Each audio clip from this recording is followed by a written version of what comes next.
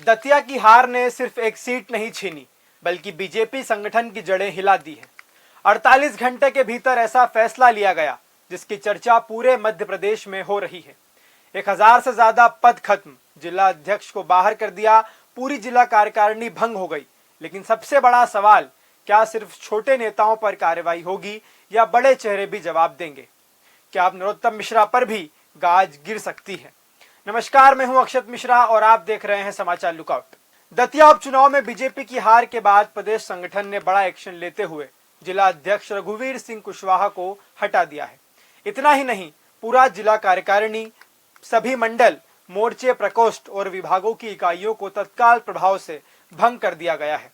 यानी करीब 1000 संगठनात्मक पद एक झटके में खत्म कर दिए गए।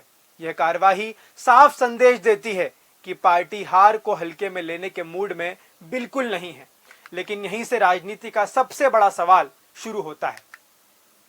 मुख्यमंत्री निवास में समीक्षा बैठक हुई। मुख्यमंत्री डॉक्टर मोहन यादव, प्रदेश अध्यक्ष हेमंत खंडेलवाल, संगठन महामंत्री हितानंद शर्मा, प्रदेश प्रभारी महेंद्र सिंह, केंद्रीय मंत्री ज्योतिरादित्य सिंधिया सहित कई बड़े नेताओं ने हार पर मंथन किया। दिल्ली तक रिपोर्ट भेजी गई। हार के कारण जानने के लिए एक समिति बनाई गई, जिसमें गौरव रणदिव्य और अंबाराम कराड़ा को जिम्मेदारी दी गई। लेकिन सवाल यह है कि रिपोर्ट में जिन नेताओं ने जो बातें कही, क्या उसने पार्टी की अंदरूनी तस्वीर सामने आ रही है?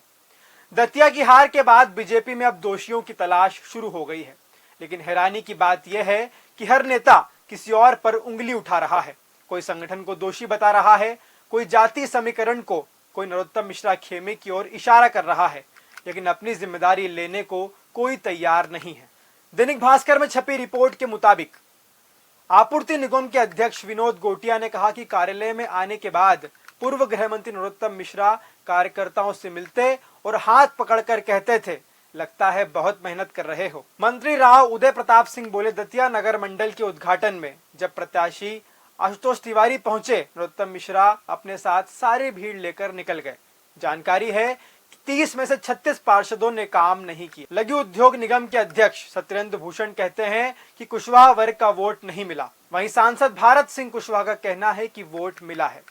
मंत्री तुलसी सिलावट बोले, मेरे कार्यक्षेत्र उद्गमा मंडल में 628 वोटों से जीत हुई है।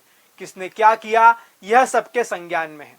यानी पार्टी के भीतर ही सवाल उठ रहे हैं कि आखिर गड़बड़ी कहां हुई। और अब आते हैं उस नाम पर जिसकी चर्चा सबसे ज्यादा हो रही है, डॉक्टर नरोत्तम मिश्रा।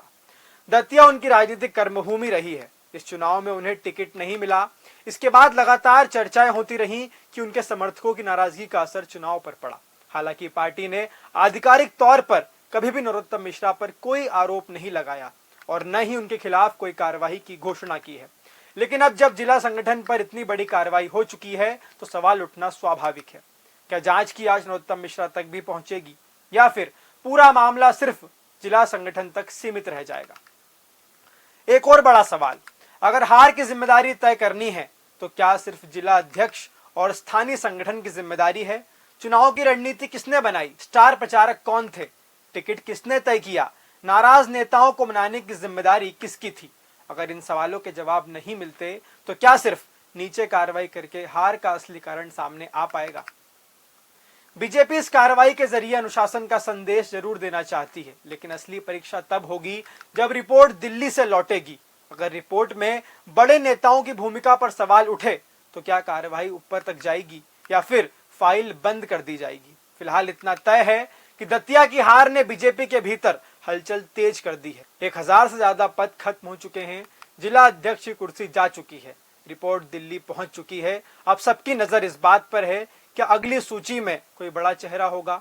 क्या नरोत्तम मिश्रा पर भी कोई फैसला होगा या फिर यह पूरा मामला जिला संगठन तक ही सीमित रह जाएगा? इन सवालों के जवाब आने वाले दिनों की राजनीति तय करेगी। लेकिन फिलहाल इतना तय है कि दतिया में महामंथन का दौर शुरू हो चुका है। आरोप प्रत्यारोप भी शुरू हो चुके हैं और सबसे बड़ा सवाल कि भीतरघात किसने किया, पार्टी को इतनी बड़ी हार कैसे मिली, सब पर मंथन जारी है।